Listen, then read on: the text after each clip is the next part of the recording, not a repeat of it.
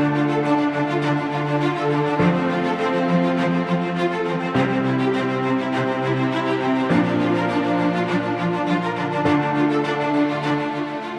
name is Steimer. I'm a professor or assistant professor at the University of South Carolina in film and media studies and media arts. Media arts is production. I am from the States more generally, and I work on stunt people and stunt labor all over the world, or in the places that I can get to, and I write on that. I do not practice martial art. Well, I have, in my early days, I studied some martial arts, but not in any way that would be worthy of discussing.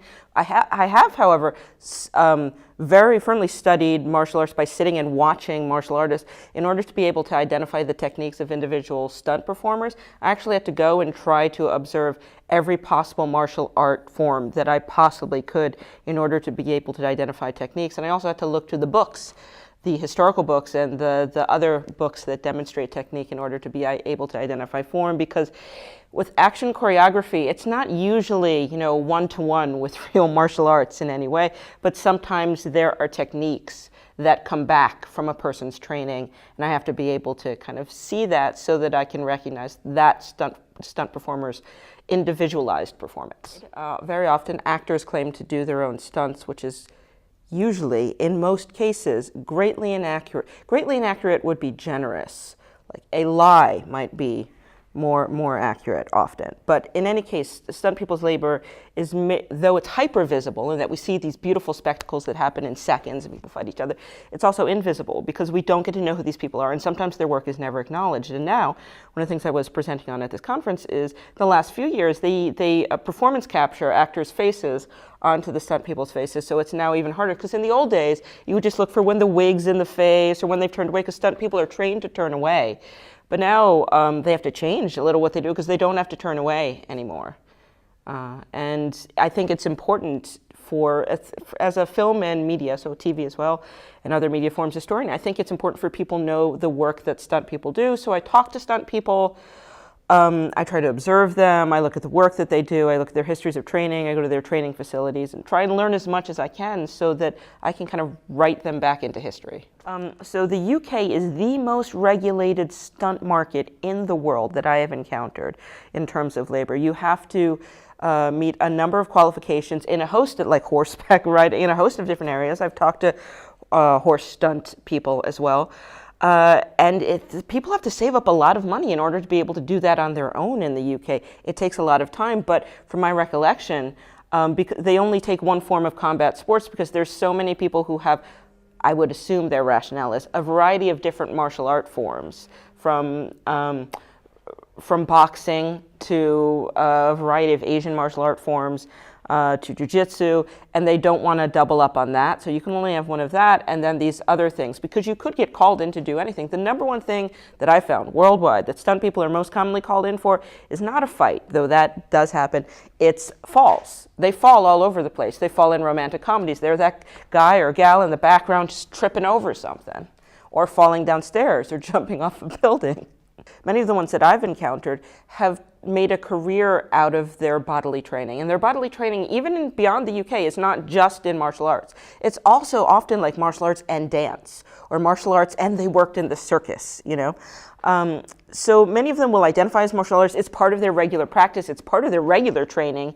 It's something that they teach others, and they teach younger stunt people how to do. They'll teach them newer or up in martial art forms that are hip in any particular industry, right? But because as professionals, as stunt people, it's all about what they have to do for the job. They just think of it, I think, as like a toolbox that they have, that they bring with them to any job. Their martial arts training is a toolbox. So I was recently talking to people in the stunt community in Ireland, and they had said that parkour was becoming a very big thing you had to have there. And they had a South African martial artist who specializes in parkour, who lives in New Zealand, I believe, because I talked to him as well, fly out to Ireland to get the young stunt people that they're training more up to date in parkour. But it really depends on the area you're in. Like for a long time, Taekwondo was the thing that stunt people were trained in sometimes in the UK, in the US, but then you see more jiu-jitsu coming into play. And jiu-jitsu, and I may personally be wrong on this, but I feel the strain. I greatly enjoy watching jiu-jitsu, but it's hard to pick camera placements for jiu-jitsu because of all the grappling. So that has to be very, very artfully done. So increasingly now, not just with jiu-jitsu, but with a lot of combat fighting, I was told by stunt people in Ireland and elsewhere that stunt people have to learn, young people especially, camera placement and editing so they can try and figure out how to make themselves look best for when they put out not just their reels anymore, but these things called previs, which is kind of like it can be an instructional video to everybody on set for what a particular fight or stunt sequence should look like. And the coordinators and stunt people work together and send that out. And in order to make one of those look good, you have to not just know how to do martial arts or work in a wire rig or fall down stairs. You have to know where a camera goes and know where you're going to cut. So it's a new skill that they're adding. I just went out to New Zealand and I was on the set of Ash vs. Evil Dead all day. I spoke to the stunt co-coordinator, Dana Grant, who is also the stunt double for Lucy Lawless, and I spoke with Lucy Lawless. And I stayed on set and observed what they were doing, and I'm going to try and discuss the work that they do in the context of New Zealand, in the greater context of New Zealand stunt production, which is something I've worked on in the past, to try and describe the ways in which the movement of Hong Kong-style adapted techniques to New Zealand for Xena have continued, and you can still see that New Zealand wire work production is some of the best in the world. I don't think Bruce Lee's legacy is waning. I think Bruce Lee's legacy is still going strong. I think that it could certainly increase if it always increases if you have a number of films that they create, whether documentaries or feature films, which are supposed to be coming out on Bruce Lee, because you get a younger generation of people that become interested in martial arts when they're introduced to Bruce Lee and they hadn't been in the past, and sometimes they connect with their father or their uncle. It would be lovely if it was their mother or their aunt, but it's less often, but maybe that happens too. In terms of new stars coming up, it's incredibly difficult because it is happening. I mean, it certainly happened. They pushed it very hard, and it happened differently with Jackie Chan in Hong Kong from 1978 through the 1980s and early 90s, but I hesitate to say this, Jackie's getting older now. It happened with Tony Jaa in Thailand. We see things happening in Malaysia, and it moves around a bit. And I think it's because you see this model for production, which they were using in Hong Kong, and they used with Bruce Lee, and then they used with Jackie. And that same model for production, which isn't just about martial arts, but how they make the movies and who's in control, that happens in other places where Hong Kong cinema was really successful. I think you're going to have difficulty seeing that, for example, show up in an American context because of the ways in which actors are regulated on set and can't really do a lot of the things that they would maybe want to or be allowed to do. It's also regulated here in the UK, so they can't necessarily do as much. And it's sad, but when we think about politics and economics, these industries, the US and the UK, very strong, can put a lot of money into movies and circulate them more around the world than often other industries can, right?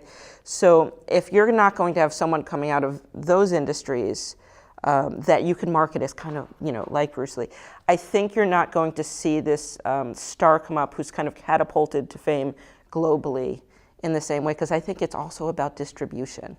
So I think we're going to see lots of really talented martial artists pop up in different national contexts, but unless it's connected to a major industry that has lots of money for worldwide distribution, I don't know that we'll ever see another Bruce Lee, right? Because Bruce Lee had the power of the Hong Kong market and the authenticity of the Hong Kong market, and money from Hollywood, the Hollywood studios distributing, and I think that kind of changed the reception of Bruce Lee in a way that we are unlikely to see again.